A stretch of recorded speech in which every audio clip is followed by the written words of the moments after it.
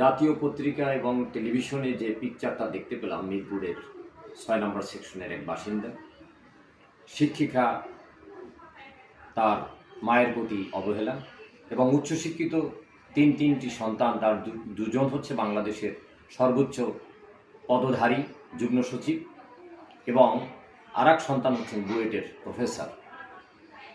অন্য সন্তান কানাডাতে অবস্থান করছেন, তিনিও উচ্চশিক্ষিত এবং সেখানে কর্মরত।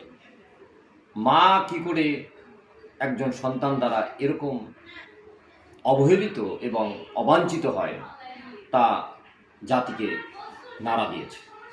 মায়ের প্রতি যে অবিচার করা হয়েছে, এই মাও একসময় শিক্ষিকা ছিলেন এবং সুনামের সাথে তিনি শিক্ষকতা করেছেন, কিন্তু শিক্ষিত করতে গিয়ে তিনি তার জীবনের সকল রক্ত, স্বাদ, আহ্লাদকে ত্যাগ করেছেন, কিন্তু সন্তানদেরকে মানুষ করতে পেরেছেন কিনা সেটা জাতি এখন প্রশ্ন রাখছে।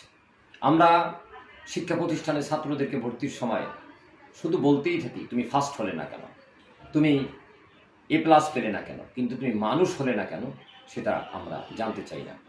মানুষের ভিতরে যদি নৈতিক শিক্ষা না থাকে, হিউম্যানিটি যদি না থাকে, ব্রাদারহুড যদি না থাকে, তাহলে সে যত বড় শিক্ষিত হোক না কেন, তার দ্বারা জাতির কোনো কল্যাণ আসবে না, যা এই মিরপুরের এই ঘটনা দ্বারা প্রমাণিত।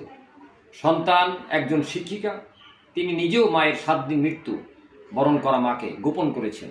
নার্সকে তিনি বলছেন যে তার মা আজকে দুপুরে খেয়েছে, রাতে শুধু খায়নি, অথচ নার্স বলছেন যে তার শরীরের যে পোকা শুকিয়ে পোকা মারা গেছে, তাতে মনে হয় যে তিনি আরও 7-8 দিন আগে ইন্তেকাল করেছে। চোখের থেকে কান এবং চোখে একাকার হয়ে গেছে পোকার আক্রমণে। একটা মা পড়ে আছে বিছনায়, তার ঘর, তার রুম নোংরা এবং অস্বস্তিকর এক পরিবেশ। আমরা এরকম আর কোনো মায়ের অবস্থান দেখতে চাই না। আমরা চাই সন্তানদের কাছে মায়ের শ্রদ্ধাবোধ, এবং রাষ্ট্রের উচিত এ বিষয়ে আইনি প্রয়োগ করা।